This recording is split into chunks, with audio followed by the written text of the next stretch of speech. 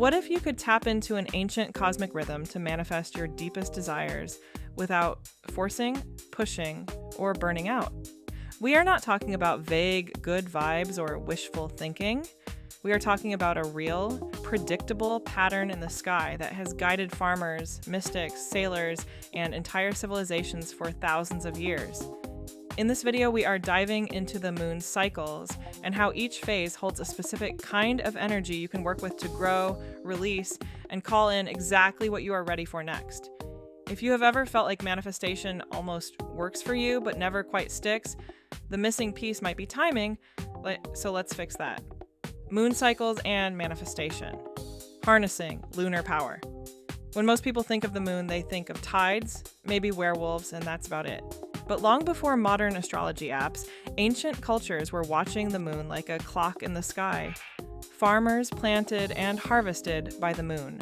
Rituals, festivals, and sacred ceremonies were timed to new moons and full moons. The moon was seen as the great reflector, mirroring the hidden, emotional, instinctive side of life. Even if you have never thought about it consciously, your body already knows the moon.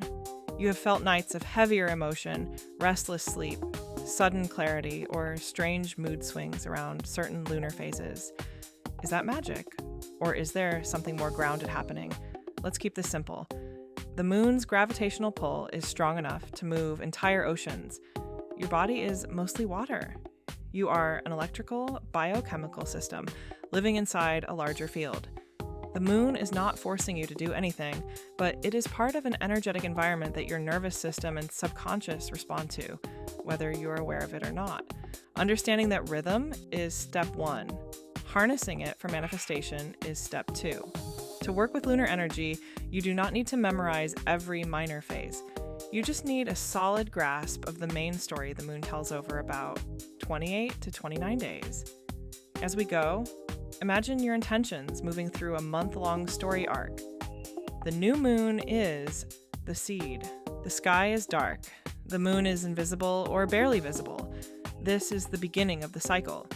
Energetically, new moons are about setting intentions, finding quiet inner clarity, and planting seeds rather than harvesting results. This is when you get honest about what you truly want to grow over the next 4 weeks and beyond. Instead of manifesting from panic or scarcity, you drop into stillness and choose 1 to 3 clear and aligned intentions.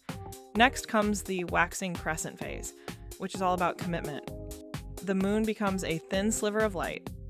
This phase is about saying yes to your intentions, making small but real commitments, and taking the first micro actions. It is not about perfection. It is about signaling to your subconscious that you are serious. Even sending one email, writing one list, or setting up one simple system counts. Then we reach the first quarter moon, the tension and action point. Half the moon is lit. This is the challenge moment in the story. Here you often feel resistance, doubt, and a heavy, maybe this is not going to work type of energy. Manifestation-wise, this is when many people quietly give up. But this phase is designed to test how committed you are. Your job here is not to retreat. Your job is to adjust, make decisions, and move through the discomfort. After that, we move into the waxing gibbous phase, the refinement stage. The moon is almost full, glowing but not quite complete. This phase is about fine-tuning, editing, and improving your approach. Think of it as the polish phase. You have already taken action. Now you refine the plan, tweak your routines, and get ready for the full expression of your intention. Then comes the full moon, the time of illumination and revelation. The moon is bright and fully visible. Everything is lit up. Energetically, full moons are peak emotional times and moments of clarity and revelation. They are times when results, truths, and consequences emerge. Some manifestations land here. Others bring you information. What is working? What is not? What needs to be released so you can move forward? Full moons are powerful for gratitude, honest reflection, and seeing what you could not see before. After the full moon, we enter the waning gibbous phase, the integration and gratitude phase. The full moon glow is fading, but still strong.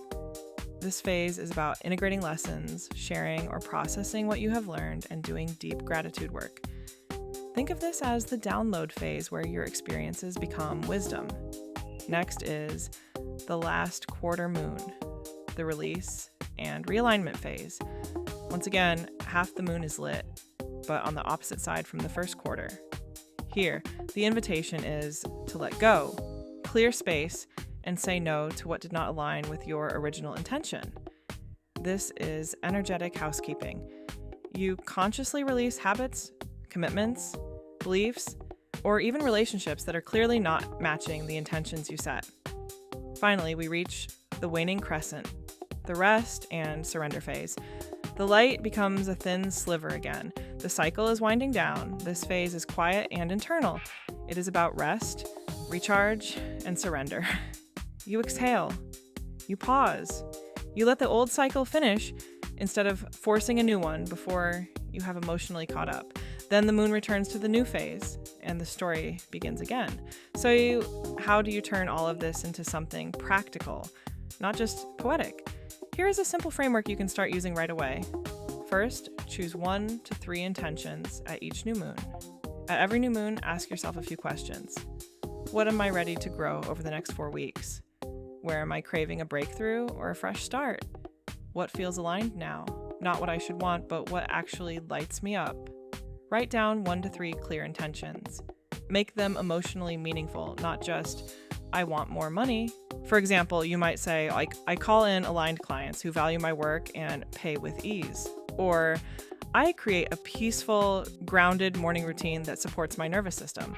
Or, I open to deep, mutual, emotionally safe relationships. Next, anchor a small ritual to each phase. You do not need elaborate ceremonies unless you enjoy them.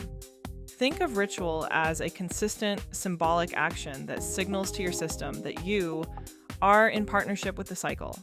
For example, at the new moon, you might journal, light a candle, and spend 5 minutes visualizing your intention. At the first quarter moon, you might choose one uncomfortable but necessary action to break through resistance. At the full moon, you might do a release and gratitude list and ask yourself, what did this cycle show me? At the last quarter moon, you might physically clear something like your inbox, a drawer, or your calendar to match the internal release. The key is not perfection, the key is rhythm. Then track your intentions across a few cycles. Most people try 1 new moon ritual, do not get lottery level results in 3 days, and quit. Instead, think in terms of 3 to 6 lunar cycles, that is 3 to 6 months.